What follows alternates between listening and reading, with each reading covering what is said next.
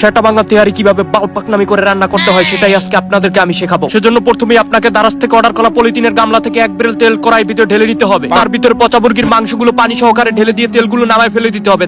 তারপরে 20 বছরের অভিজ্ঞতা সম্পন্ন গ্রামের হাতুড়ি ডাক্তার দিয়ে পেঁয়াজের পোস্টমর্টমগুলো করে নিতে পরে বিশাল বড় মাঝারি আকৃতির একটা পাতিল চুলার বাইরে বসিয়ে দিতে হবে। এর ভিতরে পরিমাণ মতো কেরোসিন তেল দিয়ে দিতে হবে। কিছুক্ষণ পর কেরোসিন তেলগুলো ঠান্ডা হয়ে গেলে এর ভিতরে ভালো করে না বাটা আদা রসুন গুলো দিয়ে দিতে হবে। আর এগুলো স্বাদ যেন বিষাক্ত সুন্দর না হয় সেজন্য অবশ্যই পেঁয়াজগুলো কাটতে দিতে হবে যাতে সবাই খেতে না পারে। এগুলো থেকে স্পেশাল দুর্গন্ধ আনার জন্য বিভিন্ন গাছের মশলা দিয়ে বানানো স্পেশাল পাউডারটা এর ভিতর দিয়ে দিতে হবে। তবে আপনারা মনে না করে ভুলে গিয়ে হলে অবশ্যই টমেটো রক্ত দিয়ে বানানো সসটা কিন্তু দিয়ে দিবেন। এই মাংসগুলো দিয়ে চুলার জাল বন্ধ করে অনেকক্ষণ নেড়েচেড়ে নেবেন। সর্বশেষ পুষ্কুনির পরিষ্কার পানি দিয়ে ধোয়া চালগুলো এর ভিতর দিয়ে দিবেন। তারপর এগুলোকে নাড়াচাড়া করতে থাকবেন যতক্ষণে মশলাগুলো পুরো পাতিলে না লাগে ততক্ষণ পর্যন্ত। তারপরে হ্যাঁ, লবণ না লাগলে কিন্তু অবশ্যই পরিমাণের অধিক লবণ দিবেন, আর লবণ লাগলে কখনোই দিবেন না। অবশেষে তেহারি থেকে চুলাটা নামিয়ে দীর্ঘ 1 সপ্তাহের জন্য পাতিলটা ঢেকে দিবেন। 1 সপ্তাহ পর যখন পাতিলের উপর থেকে ঢাকনাটা উঠাবেন তখন দেখবেন এরকম বাজে সুস্বাদু একটা তেহারি তৈরি হয়ে গিয়েছে।